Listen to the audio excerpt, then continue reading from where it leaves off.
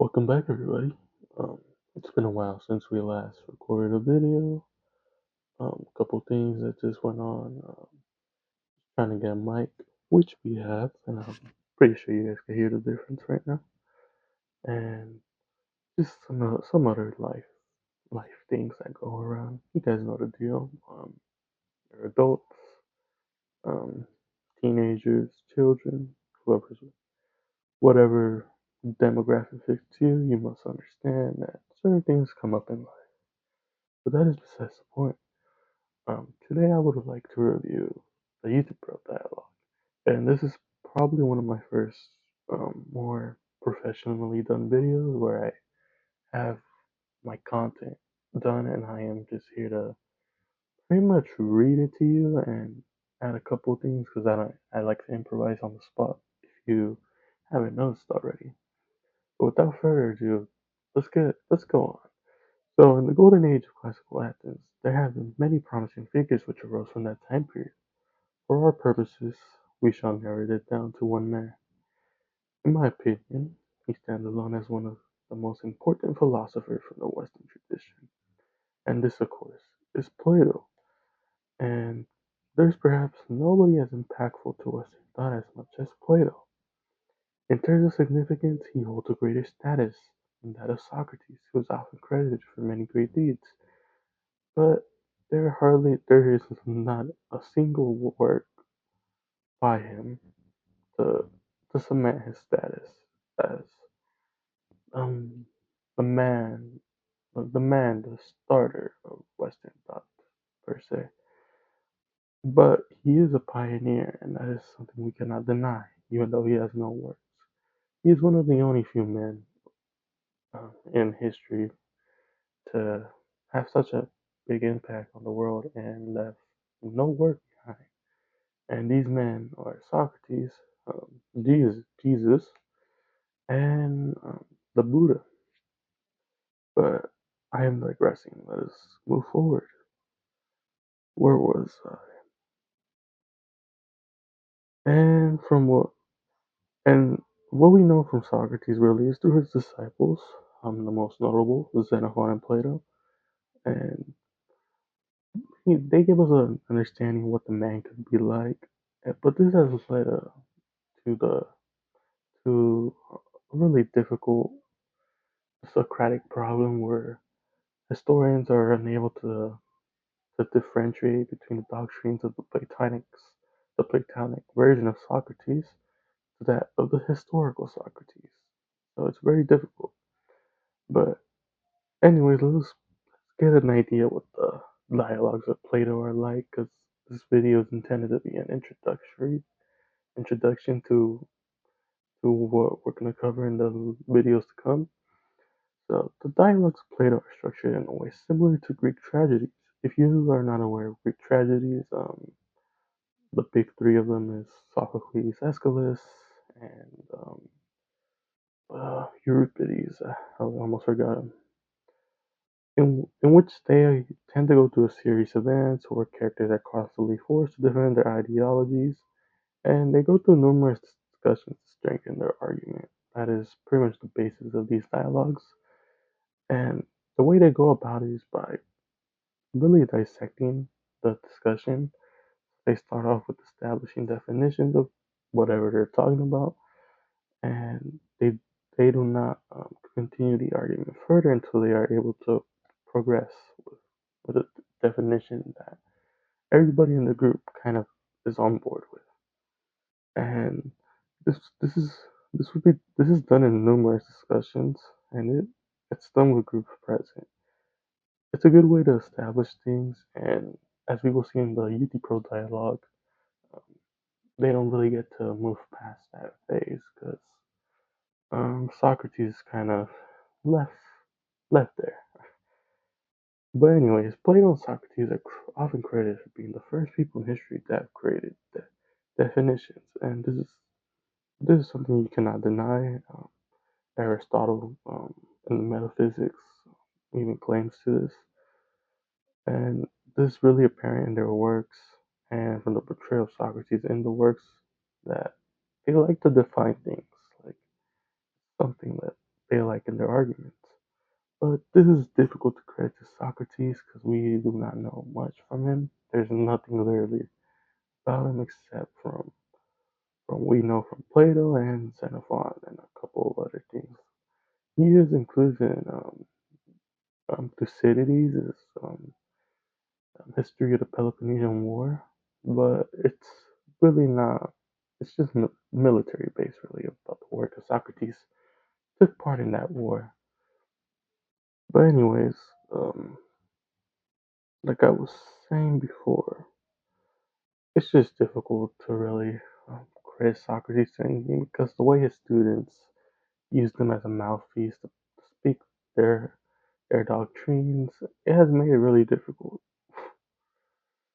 And from what I can interpret from the dialogues of Plato, they're just meant to encourage group discussion in which you in which as a group you go through a series of questioning on the whatever subject you're talking about, like um, what is a basketball? Define basketball. Basketball is a spear ball with a couple stripes, and depending on the color, it could be either orange or black. Simple things like that. Um, but anyways, and for the argument among this group discussion to reach a conclusion, there has to be a consensual truth. Oftentimes, this is not met because some characters in the dialogue leave Socrates hanging, or it's partly because of how Socrates is really obnoxious in using the Socratic method, where he pretty much takes his opponent into like he runs them around in circles and often leaves them left humiliated or intellectually outmatched by his constant problem. And anyhow, that's pretty much the introduction of what these Platonic dialogues are like. Um, and that I probably won't do another one because this is the first video and it's meant to just really cover that. And now we move to the main topic of the video, the Euthyphro. Um, the Euthyphro is one of the four dialogues which follow the last days of Socrates, and I consider these dialogues in which revolve around the final days of Socrates to be the most historically accurate works of Plato about the events leading up to Socrates' execution. The dialogue of Euthyphro is one about holiness, in which Socrates and Euthyphro define the meaning of piety. They don't really debate, because it's not really an argument back and forth. It's more of like a series of questioning, like I said before, because Socrates is on trial for impiety charges, and so he's asking Euthyphro, "What, what is piety, man?" So the discussion commences when Socrates is awaiting at the King Archon's porch. If you don't know what the King Archon is, it's kind of like a magistrate, kind of like a person revolving around the court.